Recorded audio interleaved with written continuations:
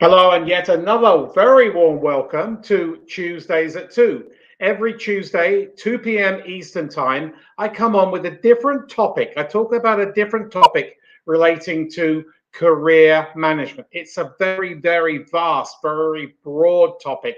And sadly, many people don't know how to manage their careers.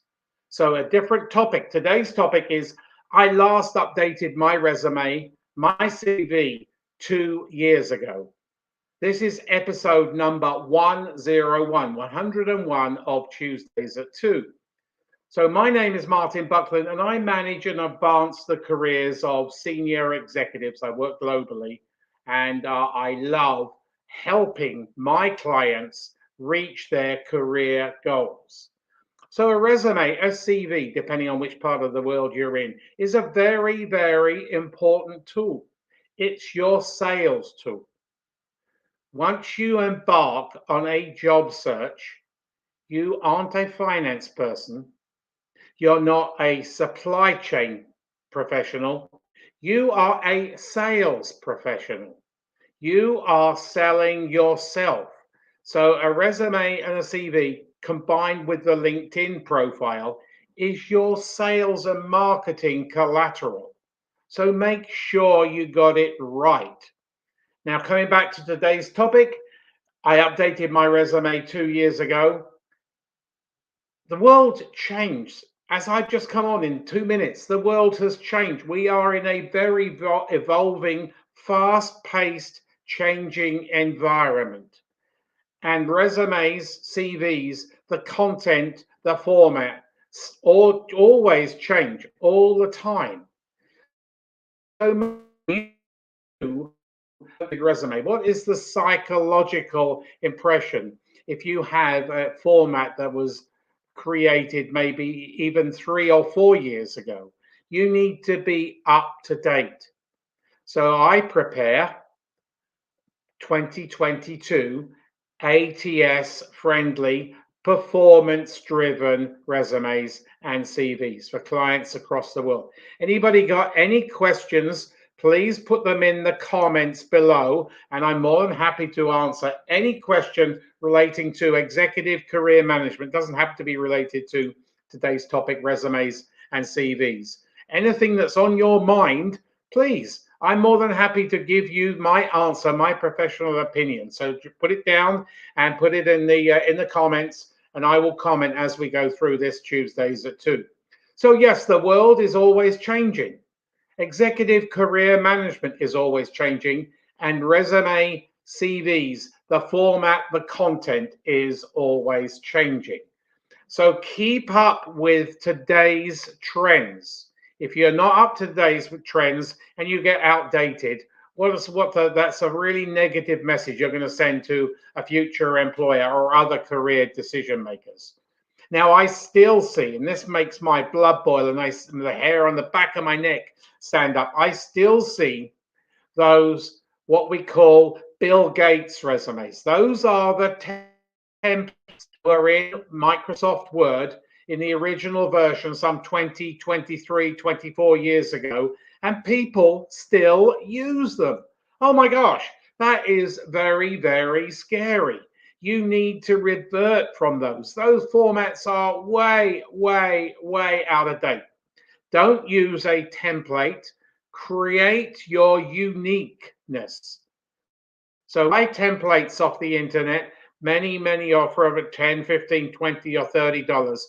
The bulk of them, I'm going to tell you, I'm going to be open and honest, are not ATS friendly. We're going to talk a little bit about ATS as I go through this Tuesdays at 2. So the big shift, there's two big shifts in the last, say, 10 years, one in the last 3 years, is we've gone away from talking about our responsibilities. If I was a career influencer, really aren't interested in your responsibilities. I am interested in your performance. Put yourself in the executive recruiter's seat. Put yourself in the human resources manager's seat, the interviewer's seat. They are going to hire you because you can perform. not because of your responsibilities. Yes, there are certain metrics you need to put in your resume, your CV, like number of direct reports, number of indirect reports, your CapEx budget, your OpEx budget, your P&L, and a few other things. But just don't concentrate on your responsibilities. Everybody knows what a vice president sales does. Everybody knows what a vice president finance does, or generally. They're not interested in it. They're interested in if you're in sales, they're interested in how much money can this guy make? Can he transform my sales team? Can he open up new areas? Can he open up new channels? Can he increase the client base? The list goes on and on. Ironically, sales professionals are the world's worst resume writers, combined with marketing, and then close behind is human resources. Those three functions, oh my gosh, their resumes stink. They are terrible, terrible, terrible. So the world is always changing. Resume and CV content is always changing. We've shifted from responsibilities to now an accomplishment, a performance driven society. Tell your accomplishments, share they become stories. Now, I don't call myself a resume writer anymore. I call myself a storyteller. I tell stories based on either projects or performance accomplishments for my clients. And I build it around an acronym called STAR: situation, task, action, result. So I call them STAR stories: situation, task, action, result. You are going to be hired because of your performance. So yes, we've made major shift. Anybody's got any comments, please put them in the comments below. More than happy to answer them. So we've taken a major shift away from responsibilities. When I first started writing resumes 30 years ago, they were responsibilities, responsibilities, responsibilities. Now there are accomplishments, accomplishments, accomplishments, accomplishments. There's a rule of thumb: 1.5 accomplishments per year. So for every 2 years, 3 accomplishments. And believe you me, people count how many accomplishments you've got. Pack them out this end rather than the early end of your career, unless you had an outstanding accomplishment, then put that in. But put them in this end of your career, pack them out. The more the merrier. The more you're going to entice the reader at the other end. So we've shifted from responsibilities to accomplishments, and we build those accomplishments around the STAR: situation, task, action, result. Then the major change just recently, I'm going to say in the last 4 to 5 years, is sadly, and I don't like it myself, but this is the way of the world, technology has grabbed the world and taken hold of how you are going to be, how your resume, your CV is going to be processed today. Very rarely, even at the senior executive level, is your resume, your CV read by human eyes. It's read by scanning machinery. It's called ATS, Applicant Tracking System. So you need to be acutely aware of how that tracking system picks up all the text in your resume, your CV. It's built around a certain format with a certain content. One mistake, one line wrong, one character wrong, one bullet wrong, and you can count yourself out of a job opportunity where you are the perfect candidate. How sad is that? So ATS is very, very prevalent. For more details about ATS, please go to my YouTube channel where I have some more videos, and please press the subscribe button where you can look at future videos down the pipeline, but there are some videos talking about ATS, Applicant Tracking System. It's a computer. You can never beat a computer, but you can at least try and match a computer. So ATS is very, very particular. You cannot have an outdated 2018, 2017 format. You need to be together today. You need to have a 2022 ATS friendly resume. Anybody, please feel free to have any comments below in the comments section. I'm more than happy to answer them as I go through. So you only get one chance to impress that ATS, applicant tracking system, and then you get another chance if you pass that ATS tracking system to impress the human eyes. You need to get it right. Put a lot of time investment in your resume. For every year, it takes about an hour and a half to write a resume. Yes, that's a long time. So 20 years, what is that? That's 30 hours, 30 hours to rewrite your resume. It's a very, very particular document. It can raise your salary, especially in today's economy when hiring is so robust, very, very strong. It can raise your salary by a lot of money. So we'll talk. Yeah, our cover letters there. We'll come to that in a couple of minutes. A great question there. So an ATS. Make sure you know what ATS. No shading. Limited bullets or circles or squares and all sorts of different things come. It's like a laundry list of stuff you've got to comply by. So this is a great question from a LinkedIn user, and thanks for asking it. Who is it? I'm not too sure, but we'll put it up on the screen here. Are cover letters dead?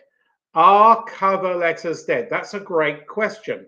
So a resume takes you from today backwards, and a cover letter written in the personal pronoun, the word I, my, he or she, takes you from today forwards. Cover letters, whoever that is, are not dead. Now, I'm going to qualify that. They're not read by everybody, but you can't take a risk that it's not going to be read. So every application, you need to send a cover letter in as an attachment with your resume, your CV. So that is a great question.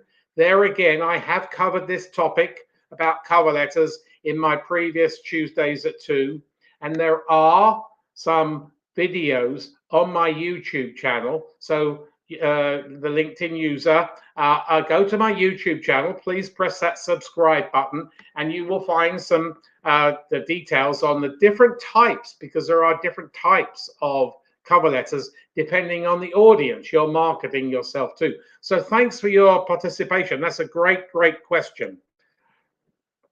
So they're not dead. They are still alive, although they're not read by all human beings. But never take that opportunity of losing out just simply because you don't have a cover letter. So you only get one chance to make that impression with your resume and your cover letter. So you need to get into a different mode. People don't get into the sales mode. They are still in their finance. They are still in their supply chain mode. Once you enter a job search, and the whole perception of career management is selling oneself, you are a product, you're sending that product to the market, is selling. Sales. So get into the sales mode. Think of your value. Think of your competitive edge. Think about exactly who you are. Why should they, ABC company or XYZ company, employ you? What makes you stand out from the rest? What is your sales pitch, your personal brand, your unique promise of value? So in a resume, be real, be compelling, be honest, Don't embellish. Don't tell lies. You're going to be caught if you tell lies. Don't embellish. Don't tell lies. But make yourself outstanding. Deliver an impactful sales tool that's going to provoke the interviewer or the people who screen those resumes after it's gone through that ATS scanning machinery, make them want to pick up the phone and give you a call. That's what it is. A resume, a CV doesn't get you an interview. It gets you it doesn't get you the job, sorry, it gets you the interview. So coming back to the basics here, basic career management. As you go through your career, log those star stories. I call it have a brag book at home. So every time you deliver an accomplishment, put it down in that brag book at home based on the star format. So then when you come to update your resume, you're ready. You've got everything in front of you. You don't need to do any brainstorming. Those people who haven't done any brainstorming or no logging of their performance in their whole career struggle, and it's very frustrating. Well, I can't dig up these metrics or whatever from even 5 years ago. So log all your accomplishments, build them around the star format, and every 3 months, 3 to 6 months, update your resume. And here's a tip: always save it, your name, the company name when you're sending it to someone. So ABC company, resume.doc.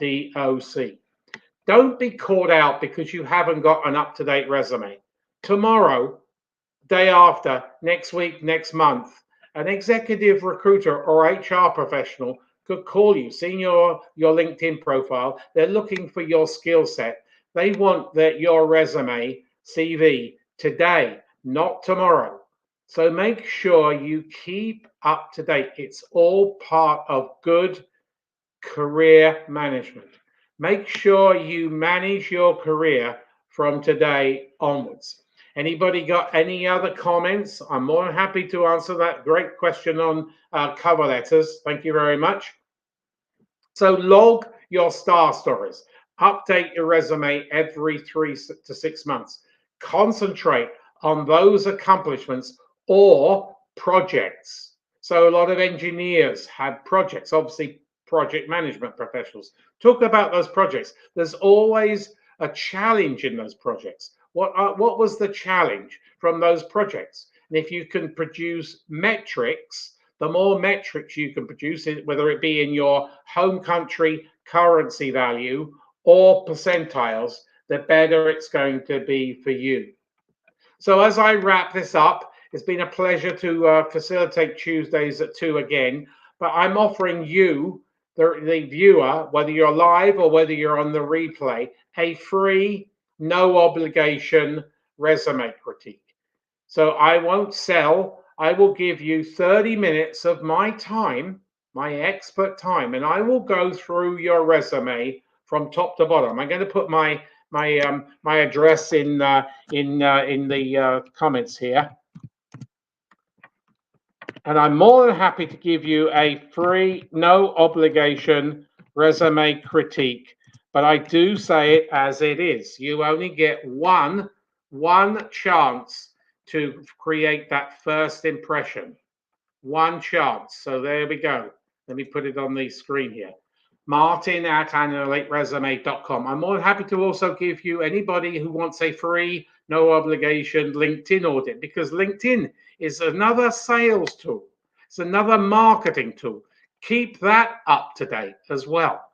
So I will come forward with some really shattering statistics in an upcoming Tuesdays at 2 that will really make you or compel you to update your LinkedIn profile. So a free resume critique, a free LinkedIn audit, and please go to my YouTube channel and press the subscribe button and the bell button where you will be notified of all the future videos to come. I go live sometimes 3 times, sometimes 4 times a week. So there's 4 new videos coming on talking about career So anybody got any other questions before I wrap it up? I'm back here next Tuesday, 2 p.m. Eastern time, when the topic will be, I want to become an expat. Is that possible? I want to become an expat. Is that possible? Now, I'm not just domestic here in Canada with clients. I have clients all over the world. I've got clients thinking about 12, 14 different countries maybe right now. I work globally, and I've helped a lot of expats go out and then come back to their home country. So next week we will concentrate on expat. Are you an expat? And the benefits that an expat can bring, both money-wise and to your family.